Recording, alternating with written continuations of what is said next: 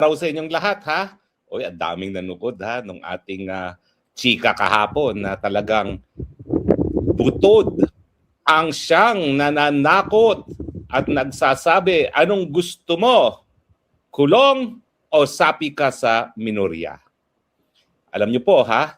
Nung nalaman ko yung kwentong yan, di na ako nagtaka. Kasi alam niyo, pati sa akin, ha? Sa akin, yung butod na yan na nagsasabi na, sige, kausapin niya si Ek. Kung gusto niya mawala ang mga kaso niya.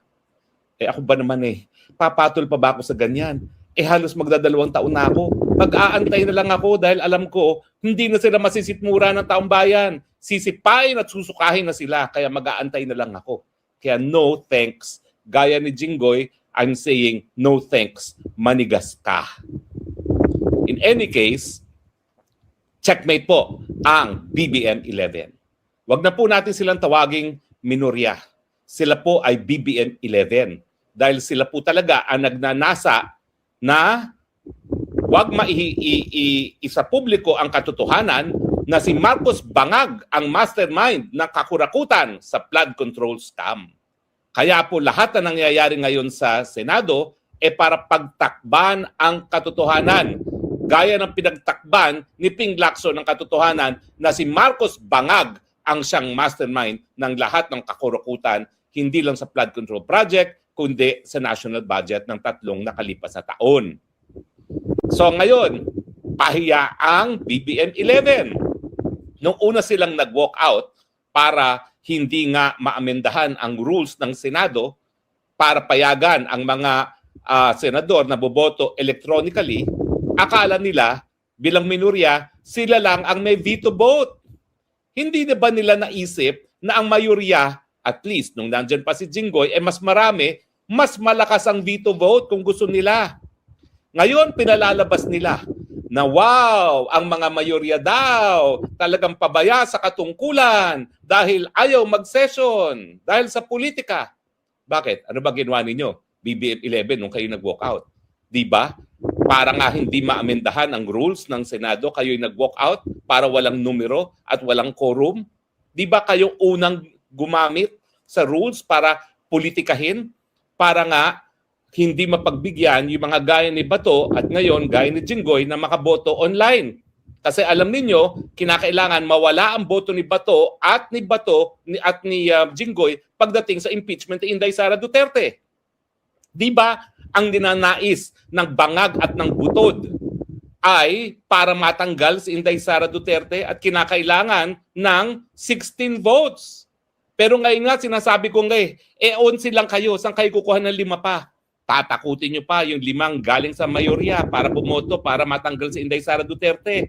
Well, na-underestimate nyo naman ang tapang ng ating mga senador. Huwag nyong kalimutan ang mandato ng senador, marami dyan, mas marami pang boto nila kesa kay Bangag nung siya'y tumakbo ng presidente. At hindi gaya ni Bangag nung minsan natalo na bilang BP, yung mga senador na yan, karamihan dyan, hindi pa natatalo kahit kailan sa kanilang karera. Kaya huwag niyong isipin na duwag yung mga senador na yan. At ngayon, nakikita natin ang kanilang tapang dahil checkmate ang BBM 11. Sa pamamagitan ng hindi pagsipot sa plenaryo, ayan, anong kanilang nakakamit? Iniiwasan nila ang pagpalit ng liderato. Iniiwasan nila ang pagpalit kay Alan Peter Cayetano dahil pag napalitan si Alan Peter Cayetano, alam natin na ang blue ribbon ibabalik nila kay Lacson na magtatago na naman ng katotohanan. So malinaw na sa pangalawang araw at sa tingin ko hanggang bukas, hindi talaga a-attend ang mayorya dahil gusto nilang matuloy ang investigasyon sa flood control scam. Sana pagdating ng 4 ng Hunyo, hindi lang makapagsalita na once and for all ang Marines 18, nananawagan ako kay Zaldi ko, Zaldi kung nasan ka man, pwede ka namang tumistigo by online, by Zoom. So please lang, kontakin mo na ang liderato ng Senado, mga Cayetano, si Marcoleta, alam ko naman, matindi mga pinagsamahan ninyo ng mga Cayetano. Tatay pa ni Cayetano, meron na kayong samahan. So tawagan mo na sila at ikaw ay magbigay na iyong testimonya online ng once and for all, ma-on record na hindi lang sa testimonya ng iyong mga tauhan na Marines 18, kundi ikaw mismo bilang amo ng Marines 18 na magsabi kung sino talaga ang mastermind sa likod ng flood control scam. Yan ang iniiwasan ngayon ng BBM-11.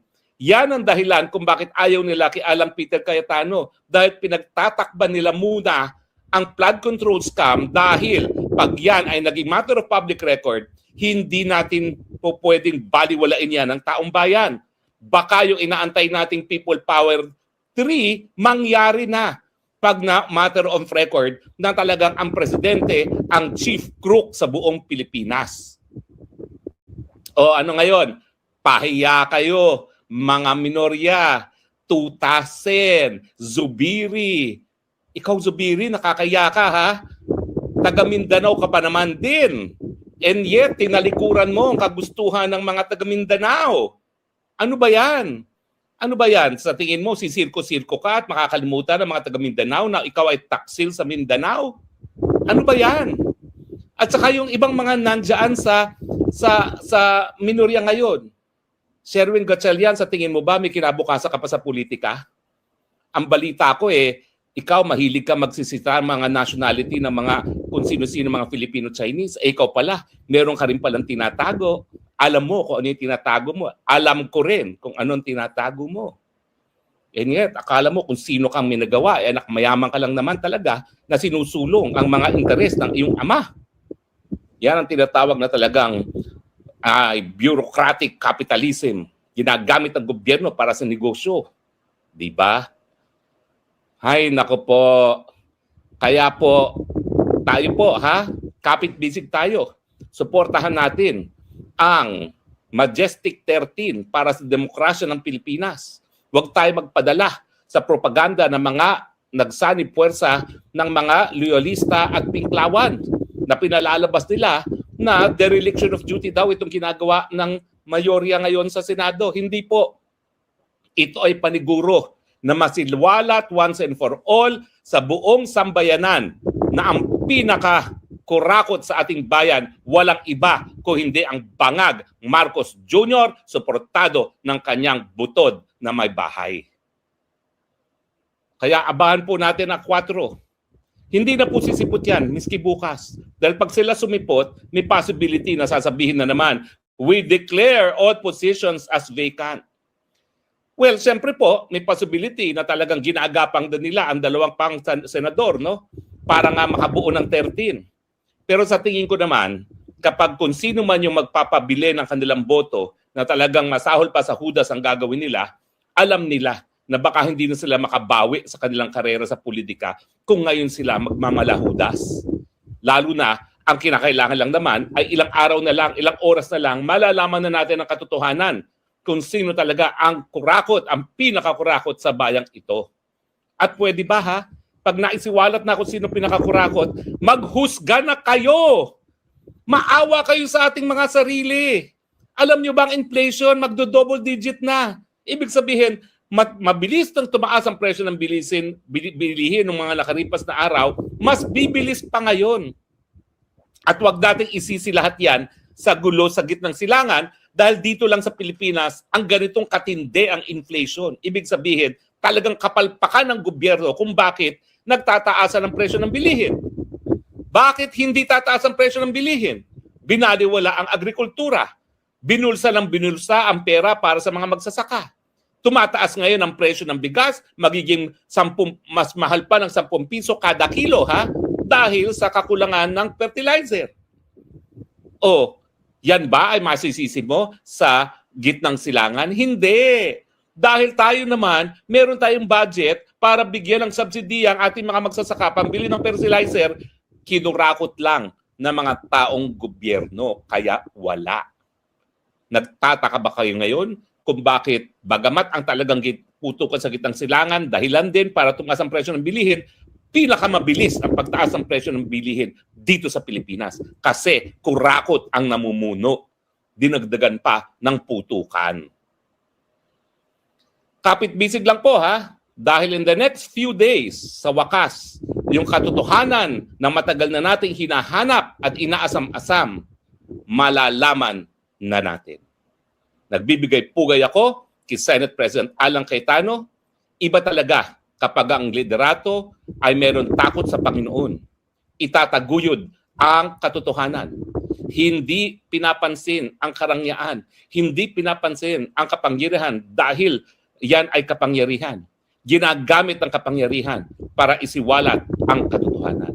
At siyempre, bow din ako at saludo sa ating mayorya dahil sa inyong katapangan, sa inyong kaintegridad, masisiwalat sa wakas ang katotohanan na ang Marcos Bangag Administration, siya mismo ang mastermind ng kakurakutan sa ating bayan. Mga kaibigan, saludo sa mayorya ng Senado at sa BBM 11, mahiya naman kayo. Sinusuka kayo ng taong bayan. Maraming salamat po sa inyong patuloy